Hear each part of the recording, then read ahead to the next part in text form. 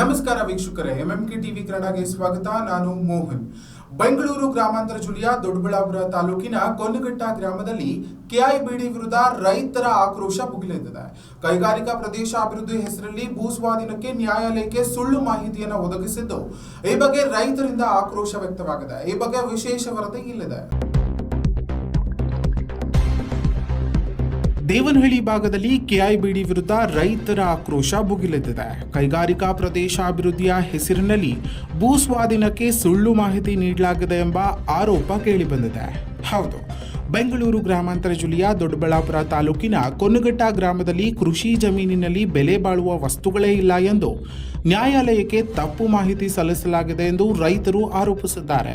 ಆದರೆ ಅದೇ ಜಮೀನಿಗೆ ಇದೀಗ ಬೆಳೆ ಮೌಲ್ಯಮಾಪನಕ್ಕಾಗಿ ನೋಟಿಸ್ ನೀಡಿರುವುದು ಕೆಐಎಬಿಡಿಯ ದ್ವಂದ್ವ ನಿಲುವು ಬಹಿರಂಗಪಡಿಸಿದೆ ಎಂದು ರೈತರು ಆಕ್ರೋಶವನ್ನು ವ್ಯಕ್ತಪಡಿಸಿದ್ದಾರೆ.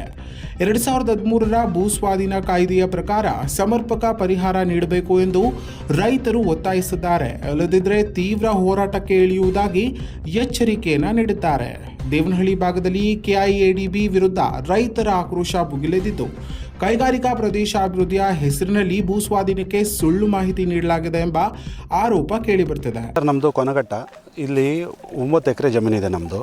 ಈ 9 ಎಕರೆ ಜಮೀನಲ್ಲಿ ನೀವು ನೋಡಿದಂಗೆ ಎಲ್ಲದಕ್ಕೂ ನೀರಾವರಿ ಇದೆ. 2 ಬೋರ್ ಇದೆ.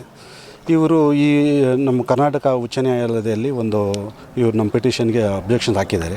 ಈ ಅಬ್ಜೆಕ್ಷನಲ್ಲಿ ಇವರು ಅವಾರ್ಡ್ ಪಾಸ್ ಮಾಡಿದ್ದೀನಿ ಅಂತ ಹೇಳ್ತಾರೆ. ಅವಾರ್ಡಲ್ಲಿ ಏನು ಬರೀತಾರೆ ಅಂದರೆ, ಜಮೀನಲ್ಲಿ ಕಟ್ಟಡ ವಿನ್ಯಾಸ ಮರ ಮಾಲೀಕ ಬಗ್ಗೆ ಏನು ಹೇಳ್ತಾರೆ ಅಂದರೆ, ಯಾವುದೇ ರೀತಿಯ ಬೆಲೆ ಬಾಳುವ ಮರ ಮಾಲ್ಕಿ ಕಟ್ಟಡ ವಿನ್ಯಾಸಗಳು ಇರೋದಿಲ್ಲ ಅಂತ ಬರೀತಾರೆ. ತದನಂತರ ಏನು ಮಾಡ್ತಾರೆ ಅಂದರೆ, ಇವತ್ತು ಅಂದರೆ ಇವತ್ತು ಇದು ಮೌಲ್ಯಮಾಪನ ಮಾಡಬೇಕು ಮರಗಳ್ದು ಅಂತ ಬರ್ತಾರೆ. ಉಚ್ಚ ನ್ಯಾಯಾಲಯದಲ್ಲಿ ಏನು ಹೇಳ್ತಾರೆ, ಏನು ಜಮೀನು ಬೆಲೆ ಬಾಳೋಂಥದ್ದು ಮರಗಳು ಮಾಲ್ಕಿ ಕಟ್ಟಡ ಏನೂ ಇಲ್ಲ ಅಂತಾರೆ. ನೋಟಿಸ್ ಕೊಟ್ಟು ಇವತ್ತು ಬರ್ತಾಯಿದ್ವಿ 11 ಗಂಟೆಗೆ ನೀವು ಅಲ್ಲಿ ಇರಬೇಕು, ಮೌಲ್ಯಮಾಪನ ಮಾಡಬೇಕು ಅಂತಾರೆ. ಇದು ಏನು ಅನ್ಯಾಯ ಅಂದರೆ, ಉಚ್ಚ ನ್ಯಾಯಾಲಯದಲ್ಲಿ ಸುಳ್ಳು ಹೇಳ್ಬಿಟ್ಟು ಇಲ್ಲಿ ಬಂದು ಇದು ಮಾಡ್ತೀನಿ ಅಂತ ಪೊಲೀಸ್ ಜೊತೆ ಕರ್ಕೊಂಡು ದಬ್ಬಾಳಿಕೆ ಮಾಡ್ತಾ ಇದ್ದಾರೆ ಸರ್. ಇನ್ನಷ್ಟು ಮಾಹಿತಿಗಾಗಿ ನಮ್ಮ ಎಂಎಂಕೆ ಯೂಟ್ಯೂಬ್ ಚಾನಲನ್ನು ಸಬ್ಸ್ಕ್ರೈಬ್ ಮಾಡಿಕೊಳ್ಳಿ.